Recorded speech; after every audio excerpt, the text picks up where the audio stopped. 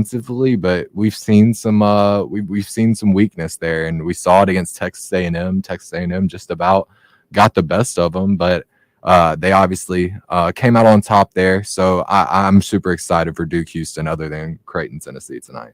Yeah, me personally, I'm really excited for the matchup of the two teams that Tennessee would play if they were to beat Creighton, and that is Purdue and Gonzaga. Here's why I'm super excited about this one. Both of these teams have dominated so far in the tournament. Purdue dominated a 16 seed, then they went on to destroy Utah State. I think it was like 106 to 60 something. The biggest blowout of the tournament so far. Gonzaga, they've been dominating both of their opponents. They blew out McNeese, okay, but then they blew out Kansas badly. That game was not even close in the second half. Super close first half, not even close in the second half. Something's got to give, though. Which team is going to dominate this one? I think it's going to be neither one. I think it's going to be really, really, really close. Zach Edey is a beast, but Gonzaga has Graham Ike. I think this is one that could go either way, and I'm excited to see that because, again, Tennessee would play the winner of whoever wins this game in the Elite Eight if they were to get past Creighton.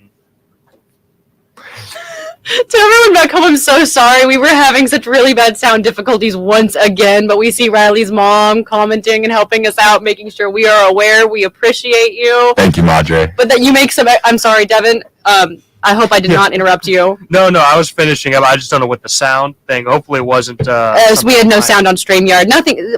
okay. Nothing new. Yeah. So I was honestly very, very excited about the Alabama-UNC game because we all know, everyone's aware. But honestly, Alabama was the worst remaining defensive team in March Madness. And I was honestly kind of shocked that they pulled it off in such a way with just with 2 points. Mm-hmm. That was, but also they were saying that UNC, some of their people were not performing. I didn't see it, sadly. I was at work. But they were clinging with a 3-point lead with a little less than 7 minutes remaining.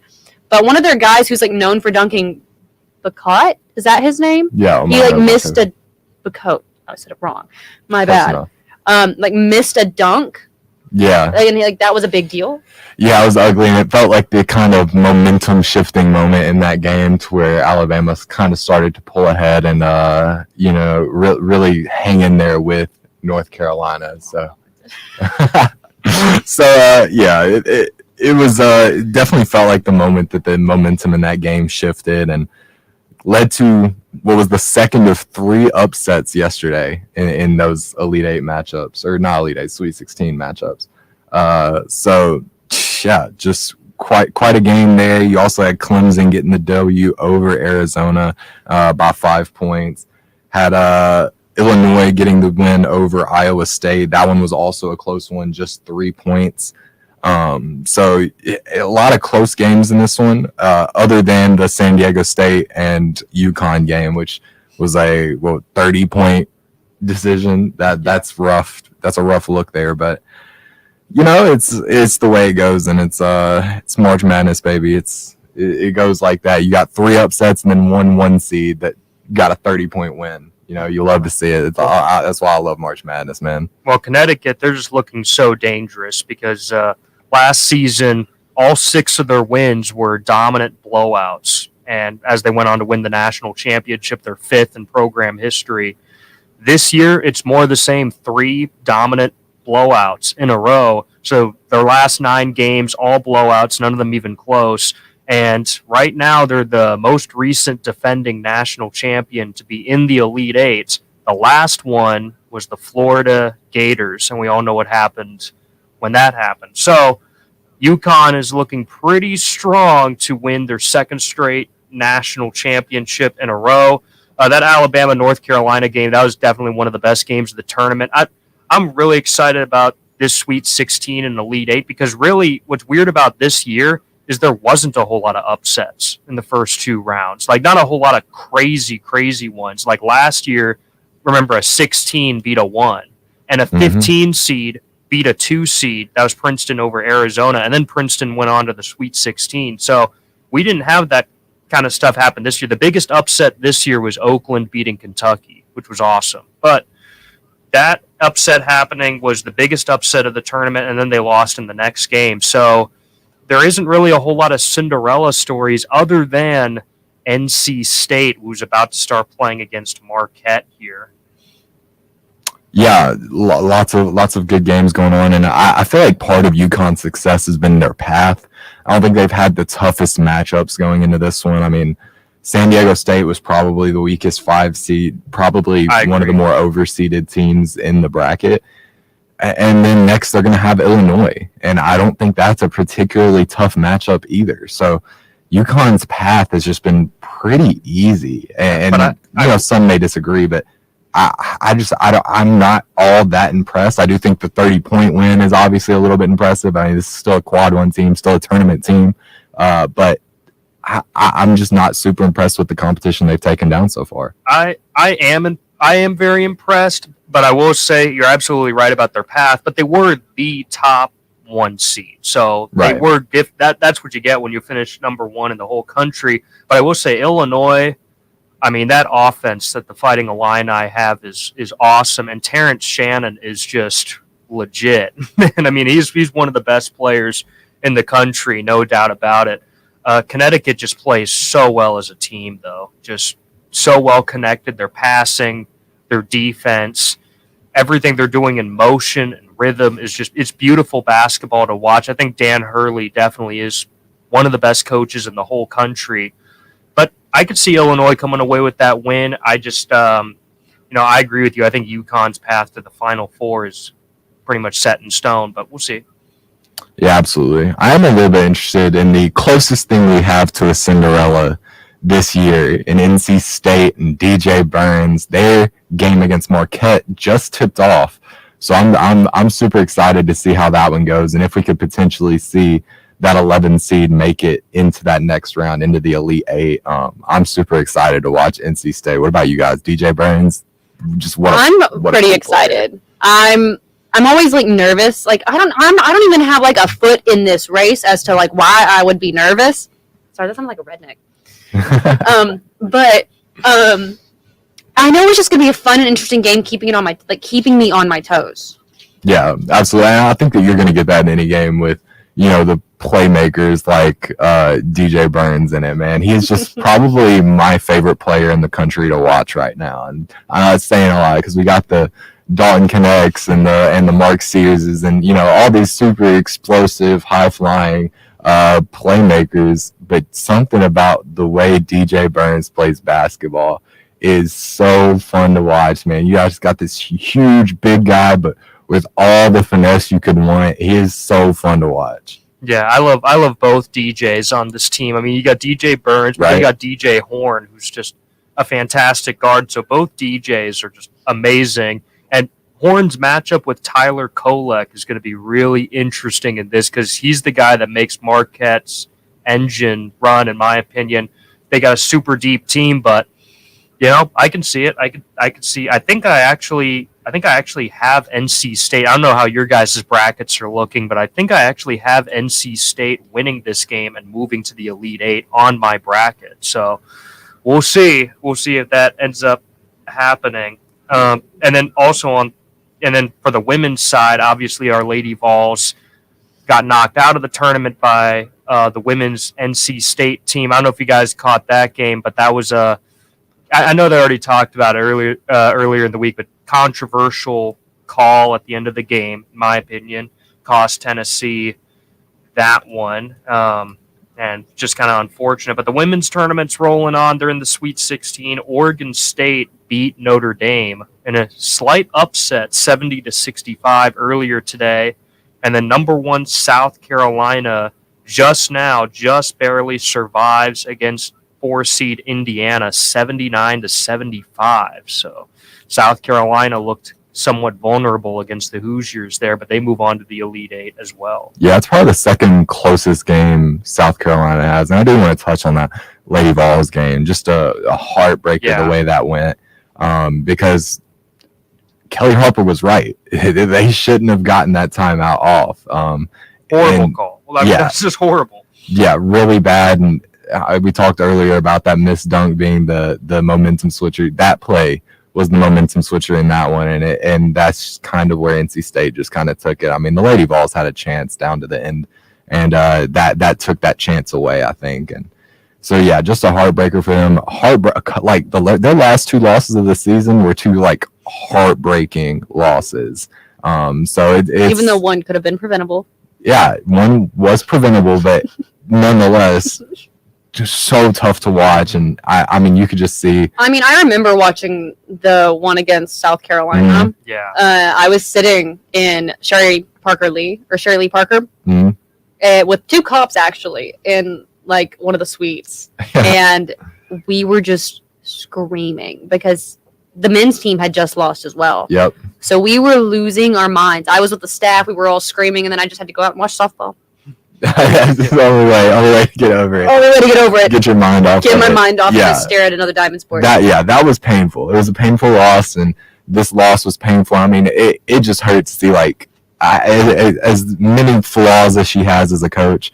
Seeing Kelly Harper like just about break down in tears right there on the court arguing with that referee. It was tough, and it was tough to watch. And then right after that in the press conference, Maria Cornelius, who does a great job covering the Lady Vols, tells her, "You were right. It shouldn't have been a steal. They shouldn't have gotten that timeout off. It should have been a steal." She just broke down and cried there, and it's just tough to watch because Kelly Harper is a coach that has rightfully gotten a lot of criticism this year. There have been a lot of losses that probably shouldn't have happened, but you were finally starting to see her vision come together for this team, these transfers playing together, these younger players getting more time, these experienced players really settling into their roles, and then it ends like that. It's tough to see that happen to her, and whether she's the coach here on Rocky Top next year or not, you gotta hope the best for her. I will say though, I don't see her like being terminated. I see possibly I don't think she's being terminated, but I don't think that her contract is going to get extended. That's the route that I see it taking. Yeah.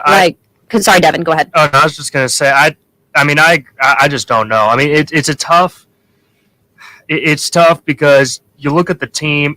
I mean, they made it to the tournament and they dominated their first round game against Green Bay. I mean, they dominated them. So you can't deny, you can't say, hey, this wasn't a bad team. They clearly got in there. They dominated. They were right there with South Carolina, and they were right there with NC State. I mean, either one of those could have been, especially the South Carolina one. If Tennessee had won that game, no question. There's no question about her job. I think it's kind of set in stone right then and there. If she beats the number 1 team in the country, her job is safe all season. Exactly. But it didn't happen, and then that game, it's just tough. But it also depends on, I think, it heavily depends on what coaches are even available, because I will say, it would have to be a really great head coach on the market. There was one head coach, Kenny Brooks from Virginia Tech, that was really good, but he's gotten hired by Kentucky.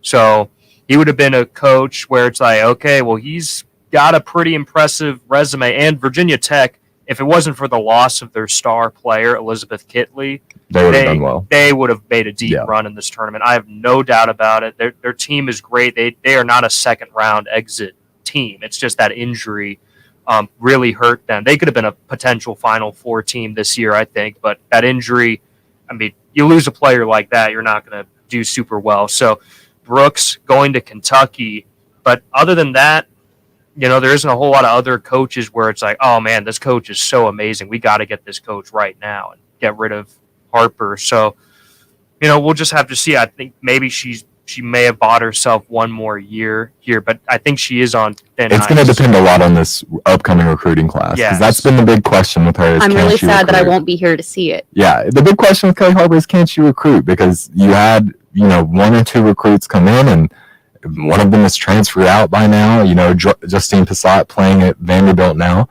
The question is, can she recruit? She does fantastic in the transfer portal. We've seen that time and time again. Rakia Jackson, Jules Spear, Destiny Wells, Kean Green, Alexis Dye.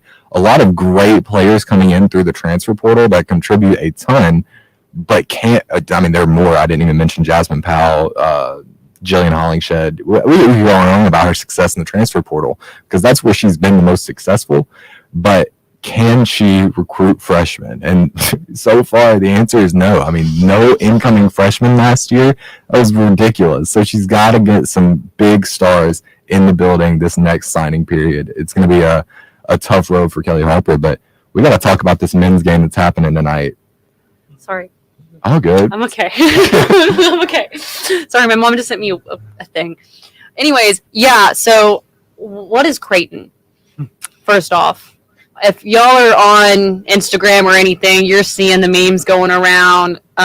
Connect the dots. Oh, yeah. I love the Connect 3. The Connect 3 Connect stuff. 3, connect the dots. That's honestly insane. I am a little nervous. I'm not going to lie, because if we play like we did recently, we're screwed. We're done. Because, I mean, I was telling Riley and Devin that I went to the first night of March Madness. Wonderful. I had a blast. It was a great experience that I will cherish forever. But I don't know. That was such an easy team. Yeah, Texas is a team that they should be beating by more than 4 points. And it was through the phenomenal defense that Rick Barnes coaches that they were able to win that game. I mean, they held Texas to 58 points, but they were only able to put up 62. And it's not like they were, getting stifled on stifled on offense by the Texas defense. It was they had the looks, they just weren't hitting their shots. I mean, I was biting my nails the entire time. A 33% shooting on that. 3 of 25 from 3. Yes. That's ridiculous. That can't happen. How do you continue taking threes once you start getting to and it was like, it was like 1 in 20 something at one point. And it's just the most ridiculous performance I've seen shooting wise, where they were still able to get that win. So if they do that against Creighton, there's zero shot they come out with a win. Yeah, I will say, I mean, that game, now some positive takeaways from that game against Texas. Tennessee hasn't shot that poorly all season. The worst shooting performance before that Texas game was hitting 5 threes in a game. I think it was against Mississippi State. I can't remember which one, but this was by far their worst shooting performance, especially from 3-point range, and they still got the victory. They still won through that way. So to me, that also gives me some confidence that, hey, even when they're playing, that bad shooting the ball, they can still play great defense, get the win. I will say you're right, Riley, in that you can't do that against Creighton, because Creighton, they've got incredible shooters. I mean, they're a really good 3-point shooting team. They're a really good free throw shooting team. So that's what makes me nervous. If we get into a close game like we were against Texas, right?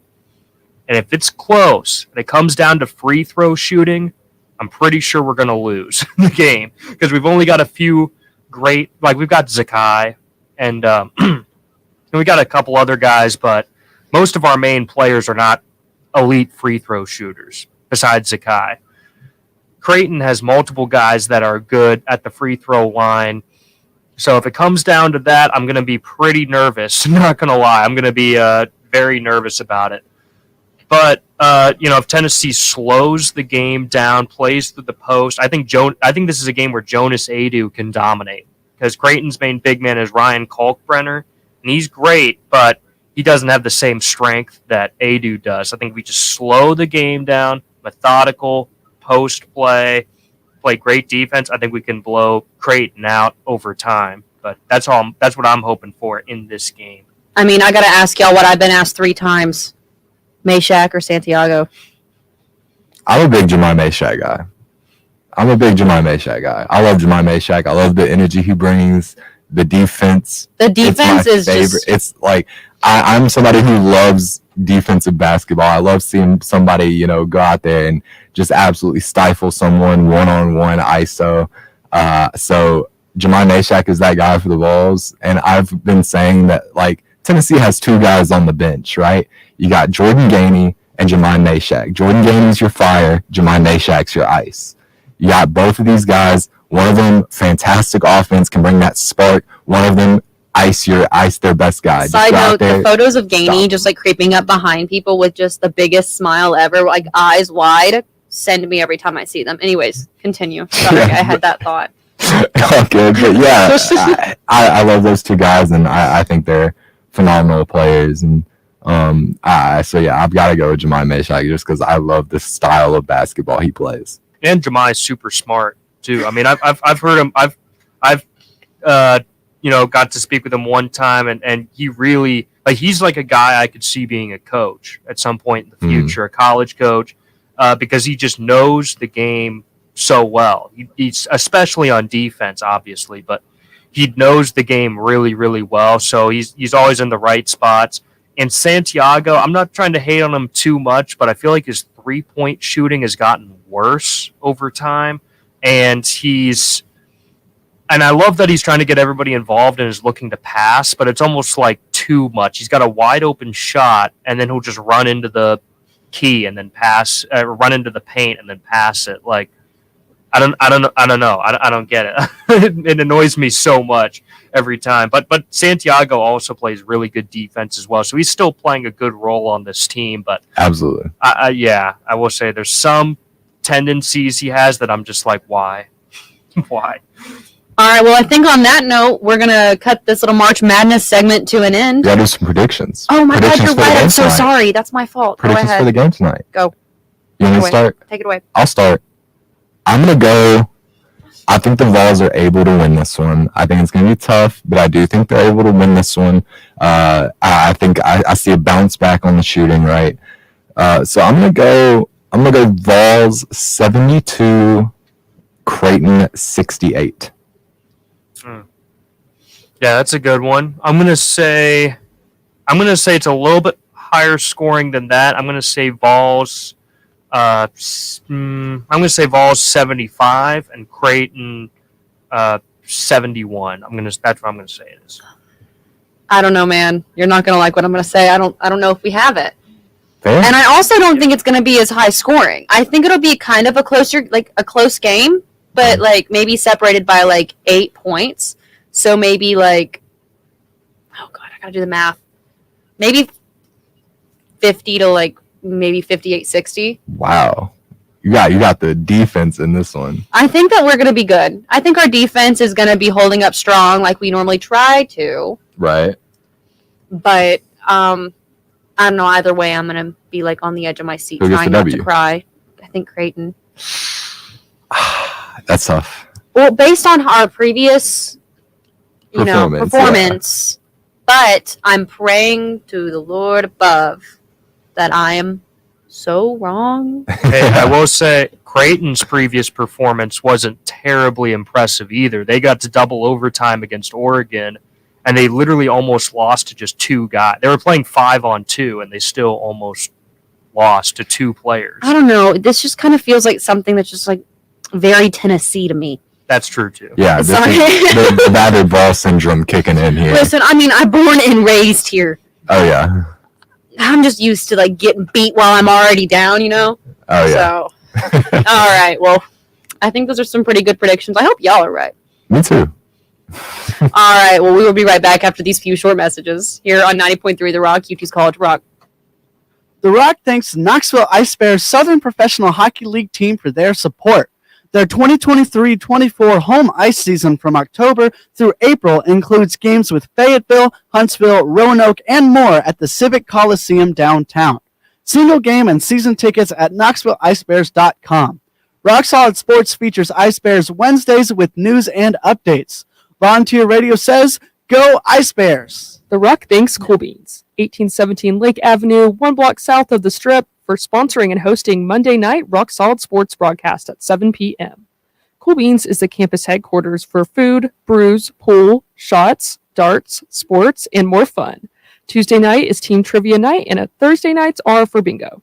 CoolBeansBar.com or their Facebook page for more info.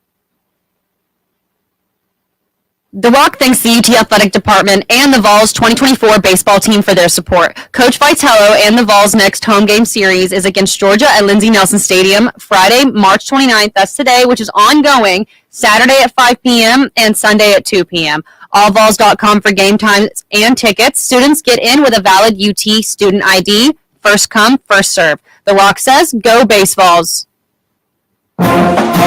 Volunteer Radio remains on the air thanks to support from the UT Athletic Department. The 2024 baseball fall season runs February into May with games against SEC rivals Georgia, LSU, Missouri, and more at Lindsey Nelson Stadium. Allballs.com. Students need to show a valid ID at the gate before entrance. Tune into Rock Solid Sports for UT baseball coverage, and The Rock wishes Coach Vitello and the Baseballs good luck on the diamond this season. The Rock received support from Fieldhouse Social, sports games paired with cold beers in reach in University Commons. Fieldhouse Social offers a diverse menu of tavern foods such as pulled pork nachos, the Fieldhouse Cobb salad, and the Applewood smoked chicken wings. Kick back and relax in the lounge. FieldhouseSocial.com. Volunteer Radio receives support from Tennessee Smokies Baseball, the AA Southern League affiliate of the Chicago Cubs, whose 2024 regular season schedule features 6-game homestands Tuesday through Sundays now into September at Smoky Stadium in Kodak. Rock Solid Sports will have weekly Smokies updates. TheSmokiesBaseball.com, linked up at WUTKRadio.com.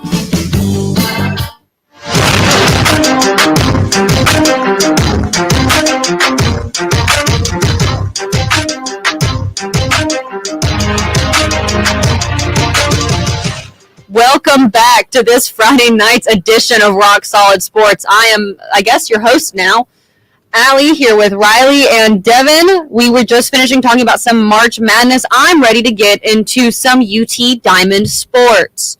Do we want to start off with, honestly, no, I'm calling the shots. Go for it. Give us an update, Riley, on the current game against Georgia. Oh, man. I don't even know That's what's tough. going on. Yeah, I don't even know what's going on. I think they're down 6-0 right now. Wait, we're down? I just checked and we're down 8-0.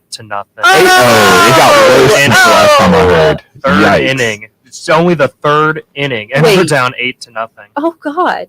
So what I'm hearing is AJ Cossey is getting rocked right now. Not good. Particularly considering kind of just the way this pitching staff, it's not super deep right now. So they have to get a certain number of innings out of them. And if they can't do that, then it's going to be worse later on. Typically, they do worse on Saturdays. That's been their day where they're the worst.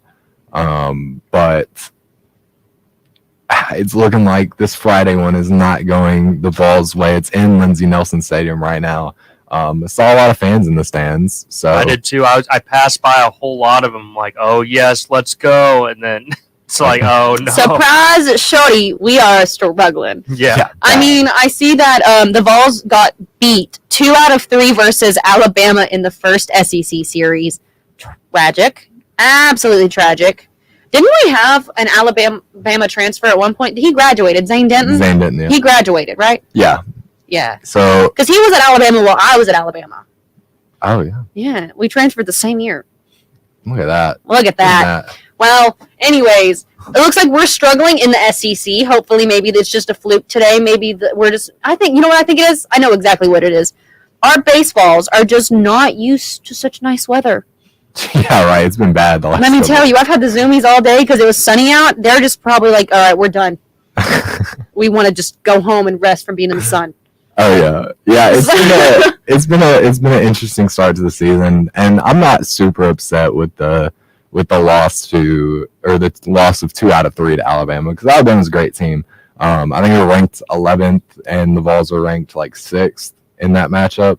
So yeah, you can't be too mad at playing away in Tuscaloosa and being able to get 1 out of 3, particularly when that third game was as close as it was. I think it was a 1-run difference in that 9th inning. So you can't be too upset at the result there. I'm not at all worried. Now, getting stomped by Georgia at home would be a little bit more worrying. It wouldn't be great. But they had you had the matchup against Ole Miss, where they win the first one in 7 innings, 15-3, just an absolute thrashing here in Lindsey Nelson Stadium. This was last week. And then the loss in the second game, 5-8, and then they bounced back with another 15-4 win over 7 innings. So phenomenal outing there. You'd wonder what's going on these Saturday matchups because they lost the Saturday in Tuscaloosa 3-6. What's going on here on these Saturday matchups? But I don't know. It's tough to say, but at the very least, we're seeing them. It's almost like the offense just goes to sleep sometimes. And I think that's what we're seeing right now. It's typically not the pitching that's the issue, although it seems to be the issue today. Typically, it's the offense going to sleep out of nowhere. I mean, you look at their midweek against Tennessee Tech this Tuesday, 11-1, 7 innings. 15-4 against Ole Miss, who's ranked 17th, 7 innings. You got 15-3 against Ole Miss, 7 innings. But when they lose, it's these Saturday matchups where the offense just does not go and do what they've been doing. 5-8 against Ole Miss, 3-6 against Alabama. They had a close one, 6-7 against Alabama on that Sunday. So I'm not worried about the Vols yet. They're winning games against some very good teams. They're winning the games they need to be winning. Won 2 out of 3 at home, won 1 out of 3 away. I'm not mad at that. Now they just need to tighten it up here against number 22 Georgia, playing here in Lindsey Nelson Stadium this weekend. Yeah, and again, Georgia is a really good team. Their record is almost the exact same as ours. So, at the end of the day, they're still a great team in their own right. They're still an SEC team. Hopefully we shake off. Yeah, I mean, you mentioned A.J. Causey already in this pitching staff. I mean, hey, if only we had Arkansas's pitching depth, then we'd be the number 1 team. But, if we could shake this off, me personally, looking at the score the way it is now, I mean, I wouldn't say that I would phone it in the rest of the game, but I'd kind of be like, let's just kind of accept this L right here just for today and then save the pitchers we have. Because as long as you're winning series, that's all that matters. As long as you can win 2 out of 3, hey, you're doing a good job. Even if it is at home, even if we should maybe sweep, it's like, okay, as long as you win, it's not that big of a deal. So we'll just have to see what the strategy is with the bullpen going forward the rest of this game, and hopefully Tennessee could just win Saturday and Sunday. Yeah, it's a tough one, but I don't know. With the struggles that the pitching staff is having right now, I'm just hoping to see a little bit more consistency because you've got AJ Causey's kind of been your guy on Friday. You got Drew Beam on Saturdays, which is not working super well right now. And then so far, Sunday's just kind of been whoever's feeling the hottest is who you go throw first. So I'm super worried about long-term what this pitching staff is going to look like and how that's going to affect them in these tighter matchups. They're playing a tough schedule so far, the Vols are. But you have to be having some more consistency than what they're having right now. So I'm looking to see maybe a little bit more consistency from this pitching staff, whether it's finding that Sunday guy, whoever it ends up being. I like Xander Sechrist. I think he's the best one. So I would like to see maybe you have to stick with AJ Causey at this point. You got to go with Drew Beam, and then obviously I think Sechrist is the answer on Sundays. It's tough though. It's tough though because nobody's really sticking out for that third spot. Yeah, and meanwhile, we could switch it to the softball team. They're in a close one right now against Auburn, 2-1 in the bottom of the 5th. They're on the road against the Tigers, so they're in the bottom of the inning. And Nugent, she's the one that hit the 2-run home run to put Tennessee up 2-0. But then Auburn scored off of somebody getting hit by a pitch and somebody being able to walk in when they were on third base. But Tennessee made a pitching change. I believe it was Pickens that started, and Gottschall is in now. But yeah, it's 2-1 right now. Bottom of the 5th. Auburn is 2 outs. So hopefully Tennessee can get this final out and just get to the 6th inning. But this is a close one. And Auburn, they're not a super great team, but they are a borderline top 25 team, and their pitcher, Maddie Penta, is elite. So she's been causing problems for all of our top players in the lineup. Kiki Malloy, Gibson, West, none of them have been able to get a hit so far this game because Penta is a really really good pitcher. Yeah, it was tough to see Carlin Pickens' streak come to an end. I know for a while she had that streak where she hadn't given up a single run. That one finally came to an end. I don't know which game it was. I want to say it was it Missouri that's finally snapped that, or was it Yes. South Carolina? It I was thought one of the two. I thought it was Mizzou, right? Probably Missouri. Yeah, it was Mizzou because I was there. I was there. Yeah, You well, just brought more Pickens- flashbacks. Pickens has Sorry. been elite. I mean, Pickens has been amazing this season. She's been absolutely elite. And it's kind of been not so much a surprise, but just really, I mean, it is kind of a pleasant surprise because Peyton Gottschall was supposed to be the main ace star pitcher, and Pickens was the backup, and now it's almost kind of reversed. I mean, and Gottschall is playing great too, but Pickens has just played really, really great. But I think they did change him out during this game, and now Gottschall's in. Either one, though, is an ace pitcher. I mean, both of them are incredible. So. I mean, absolutely. I'm just watching this team because I only covered one game of softball last year. But Devin, you're usually on like the midweek and Friday, and I'm usually Saturday and Sunday. And let me tell you, these girls know how to battle at bat. Oh yeah, they know exactly what they're doing, like when they need to be doing it. Sorry, that was not English, dude. Sorry. I mean, talking to Karen every single day after each game has been like so cool to do. But the way she talks about those players, she's not shy. She's not shy. She's not going to sugarcoat it. She's blunt. And when the girls do a good job, I feel like she has a little bit less to say. Like she's not going to, sorry, but like she does.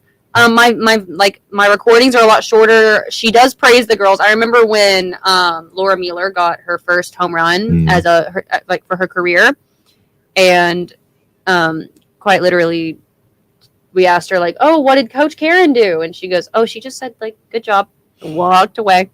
But like those girls, she does. I have a feeling the way that she coaches, she doesn't want to give too much praise because she doesn't want to throw them off their game. She's trying to keep her coaching behavior very consistent to keep the girls consistent. And as the season has gone on, they have become more consistent with their play. I mean, wouldn't you agree, Devin? Yeah, I mean, I think really this is last year's team was absolutely incredible.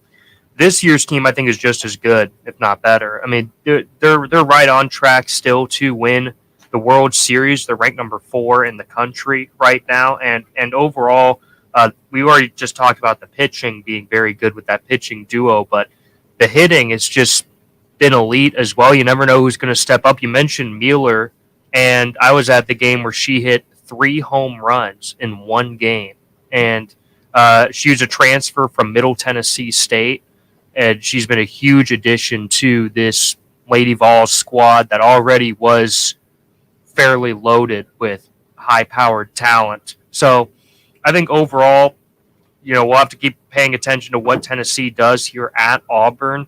The bottom of the 5th just ended, so we're going to get up to the top of the 6th. Tennessee's still up 2-1.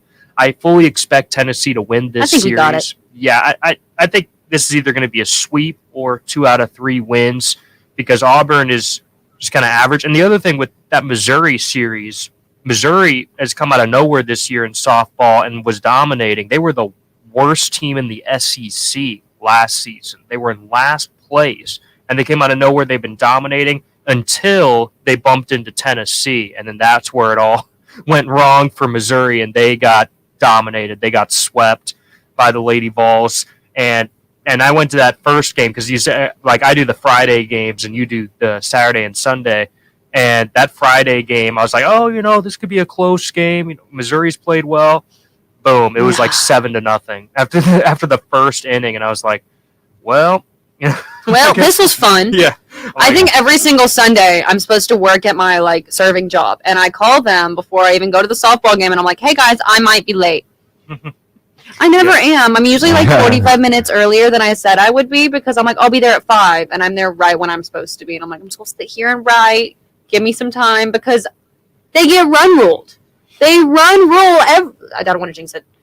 They run rule a lot of teams. Yeah. Yeah. So Yeah, so you end up I getting mean- earlier than you think. Yeah. what? Yeah, so you end up ending earlier than you think. Yeah, always. Yeah. I'm never out of there when I think I'm actually going to be, except for that one rainy cold game. I was That's how it there always for works. so long. It's always the rainy cold games. It's that the go rainy on. cold game where I'm Every in time. like a bright orange raincoat because that's all I have, and a blanket, soaked blanket. Well, now here's some good news. Riley West just hit a solo home run, so Tennessee's up 3-0. I mean 3-1. One? Excuse me. Yeah, in the top of the 6th. What a sleigh! Yes. Love Riley West. Love Just Riley got West. that torchbearer. Yeah. So sick for her. Back-to-back torchbearer awards for the softball team. You got It's Kiki, you can only get one. Kiki Malloy, and then now you got Riley West getting her. We have so some super absolute cool. beasts Oh yeah, on that softball team. phenomenal players and doing phenomenal things off the diamond as well. So And they always really give me cool great for them. answers. I never have to like Mhm. rephrase my questions. Even if I stutter, they're like, I know what you're trying to say. And then give me the answer. I'm like, thank you. Yeah, Also, I just want to say, hey, what if this baseball's team comes back? It's now 8-2. They've scored back-to-back runs. There's 2 outs in the bottom of the 3rd, but they've scored back-to-back runs. So it is 8-2. Hey, there's still 6 more innings to go. So Yeah. this offense Never definitely has know. they definitely have the capability to do it. It I could mean, be that White Sox Royals game that Shannon Scoville made us do. there you go. She did the same one for our class last semester. I know. I think we talked about this on air before. Maybe, Shout yeah. out Shannon, love you. Yeah, phenomenal professor, but No, we could do that. You never know. If they can do it, we can do it. absolutely. If you can do it, I can do it. They scored like 5 in one inning in that midweek that they did against Tennessee Tech just now, which is for some reason this demon that Tony Vitello just cannot get off his back, but he finally did it and yes. finally got it in a dominating fashion, 11-1. Yes, So. Tennessee finally beats Tennessee Tech. Yes. And finally. that's just been this one. Why can't Tony Vitello's teams beat Tennessee Tech? He finally got it done. So you love to see that for him and for those guys. But yeah, that's about. I feel like that's pretty much it for That is. Diamond Sports. I don't know how much more we can do unless I tell y'all when I almost fell down the stairs. Anyways, this is Alli, Riley, and Devin here on 90.3 The Rock for Rock Solid Sports. Take a short break and be right back at you here. Volunteer Radio receives support from Tennessee Smokies Baseball, the AA Southern League affiliate of the Chicago Cubs, whose 2024 regular season schedule features 6-game homestands Tuesday through Sundays, now into September at Smoky Stadium in Kodak. Rock Solid Sports will have weekly Smokies updates. TheSmokiesBaseball.com, linked up at WUTKRadio.com. Support for WUTK comes from Fieldhouse Social, the modern sports bar next to campus at University Commons. Fieldhouse Social serves American craft fare such as burgers, wings, and more with high tops around the bar, a separate dining area, and a center lounge with leather chairs and couches in front of their 23-foot LED TV wall for Tennessee and pro sports. Fieldhouse Social has an outdoor patio with trivia twice a week and sponsors Wednesday's Rock Solid Sports. FieldhouseSocial.com. Volunteer Radio remains on the air thanks to support from the UT Athletic Department. The 2024 baseball fall season runs February into May with games against SEC rivals Georgia, LSU, Missouri, and more at Lindsey Nelson Stadium. Allballs.com. Students need to show a valid ID at the gate before entrance. Tune into Rock Solid Sports for UT baseball coverage, and The Rock wishes Coach Vitello and the Baseballs good luck on the diamond this season. The Rock thanks Cool Beans, 1817 Lake Avenue, 1 block south of the Strip, for sponsoring and hosting the Monday night Rock Solid Sports broadcast at 7 p.m. Cool Beans offers lunch daily with a full and late night menu and is the pre- and post-game on-campus location for Vols and Smokies baseball and Lady Vols softball, MLB, Pro Soccer, and the Preds on the big screens. 21 and over only, please. CoolBeansBar.com or their Facebook page for more info. The Rock thanks the UT Athletic Department and Lady Vols 2024 softball team for their support. The Lady Vols' next home game at Sherry Parker Lee Stadium is against Georgia Friday, which is today at 6 p.m. ongoing. We are Auburn. My bad. Saturday at noon and Sunday at 11 a.m. Allvols.com for general public tickets, and students get in with valid student IDs. The Rock says go Lady Vols. Volunteer Radio receives support from the Tennessee Smokies Baseball, the AA Southern League affiliate of the Chicago Cubs, whose 2024 regular season schedule features 6-game homestands Tuesday through Sundays, now into September at Smoky Stadium in Kodak. WTK's Rock Solid Sports will have weekly Smokies updates. TheSmokiesBaseball.com, and a link is at WTKRadio.com.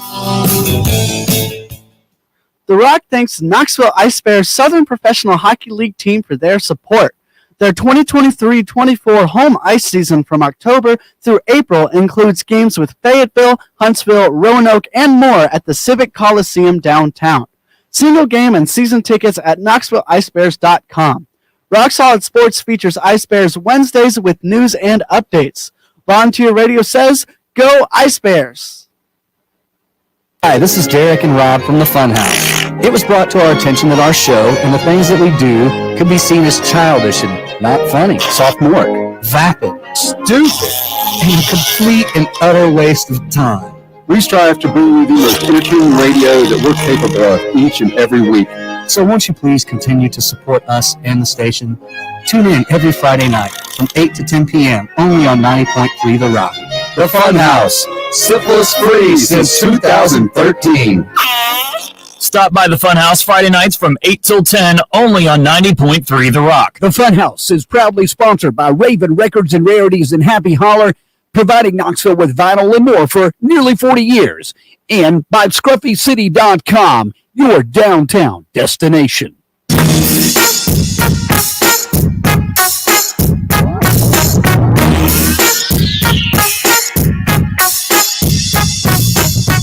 Welcome back to this Friday night's edition of Rock Solid Sports. I'm Alli here with Riley and Devin, and we're going to be finishing off this wonderful edition of Rock Solid Sports. I'm so sorry. We were just talking that I'm the personality hire. I said it, he didn't, and honestly, I'm making it come true as I continue talking. Owning it. I'm owning it now, but we're going to be talking some pro sports. Who wants to take it away so I can just sit here? Well, I can certainly jump into it. You know, we got the MLB opening day was yesterday. Not for every team. You had LA, you had the Dodgers and the Padres played a couple of games in Korea, which they split 1-1. And then the Dodgers, my team. So of course I'm gonna talk about them a little bit. I'm gonna rant about them a little bit. Got a huge win over the Cardinals, 7-1. With Shohei Ohtani reaching base 3 times. So just a phenomenal game from him. You had Mookie doing what he always does. Freddie Freeman continuing the way he was playing. Will Smith had a tough day after getting paid, but hoping he can bounce back a little bit. So I'm loving what I've seen from this team so far. A lot to like for these guys.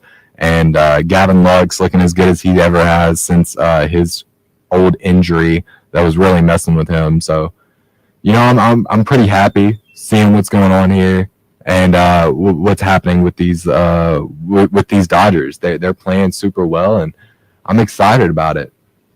Yeah, I know they're looking like a really legit team. I was trying to, I'm not really super huge into sports betting and things like that, but they're definitely one of the World Series favorites for sure. And I was trying to get some good advice on sports betting, and I ended up talking to Shohei Ohtani's trainer and his translator, but then all of a sudden that relationship he stopped. Anyways, I'm just kidding. But yeah, definitely some controversy with the team, but overall they should still have a really good season. But it'll be interesting to see how that saga goes with Shohei. Yeah, I believe in Shohei. I hope he's innocent, at least for my sanity as a Dodgers fan, because that could be real drastic if it's not. But all other things going on around the league in this opening day. Reds played well. Detroit got a 1-0 win over the White Sox. The Orioles look super dominant against the Angels. 11-3 in that one. Yankees got a close one over the Astros. The Pirates got a close one over Marlins in extra innings. Padres got a win over the Giants. The Blue Jays look super dominant. The Diamondbacks 16-1 over the Rockies. Real rough one there, but So a lot to like in opening day.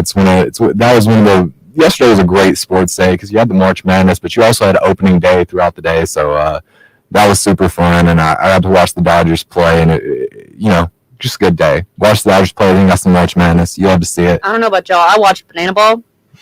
Banana Ball. Savannah Bananas. Oh yeah, I've heard about that. I've heard about the Savannah Bananas. That's a quite the interesting project they got going on there with them. And what's the other one?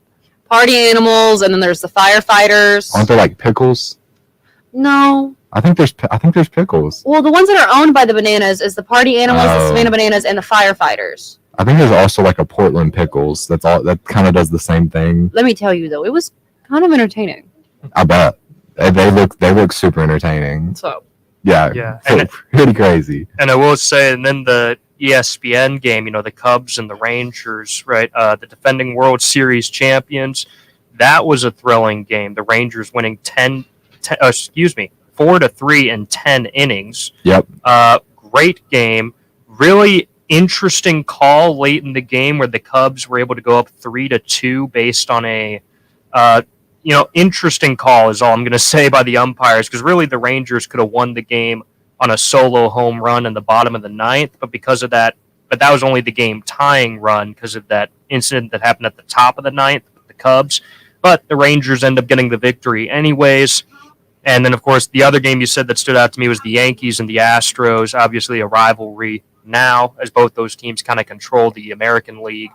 And Dusty Baker is no longer the Astros manager, which is kind of crazy. They got a new manager, and they had a 4-0 lead, and they blew it. And Juan Soto, the big-time acquisition by the Yankees, was the one that made an amazing defensive play to win the game for the Yanks. So that'll be an interesting opening series. They got 3 more games to go in that series, so it'll be an interesting one for sure between those two American League powers. Yeah, a lot to like with this season. I'm excited. A lot of interesting movements and players that I'm starting to just enjoy watching more and more. So it's gonna be a fun MLB season. But we also got some NBA going on. The playoff race heating up as it enters its final stages. You got teams that are just dominating, like the Celtics, who actually lost yesterday to Atlanta in overtime by 1 point, which is an ugly loss for a Boston team that otherwise is almost 10 games ahead of everyone else in the East. So strange loss for them. And then the Pelicans, which is one of those teams that's going to be, in that mid-range, getting a win over Milwaukee, and Doc Rivers is just tanking that team. It's not pretty. Oh, wow, what a Milwaukee. Surprise. Yeah, right. It's strange hire, strange decision, but Doc Rivers has been kind of a train wreck over there in Milwaukee. You know what I find so hilarious about that whole hire is they fired Budenholzer, who won them an NBA championship not that long ago, but they fired Budenholzer because he lost in the first round of the playoffs to the 8-seed Miami Heat, who of course went on to go to the NBA Finals. They turned out to be better than people thought they were, but they fired him because he choked in the playoffs. And then they go out and hire Doc Rivers, who has an interesting postseason history when it comes to choking in the playoffs. So that hire by me, I'm like, this doesn't really make any sense based on the reason why you fired Budenholzer. And now we're just seeing things just get worse for a Milwaukee team that should be competing for a title. I mean, they got Damian Lillard for a reason. They had huge aspirations, and it's just it doesn't seem to be the case. They're still a good team, but it's just not the case. All right, well, I think I'm going to send us off with one more little thing about our sweet UT teams. Tennessee softball is now up 4-1 against the Auburn Tigers. I have a good feeling about this. I'm Alli. I'm here with Riley and Devin. Thank you for tuning into Friday night's edition of Rock Solid Sports. Have a happy Easter weekend. We're a happy break. Absolutely. Yeah. All right. Bye.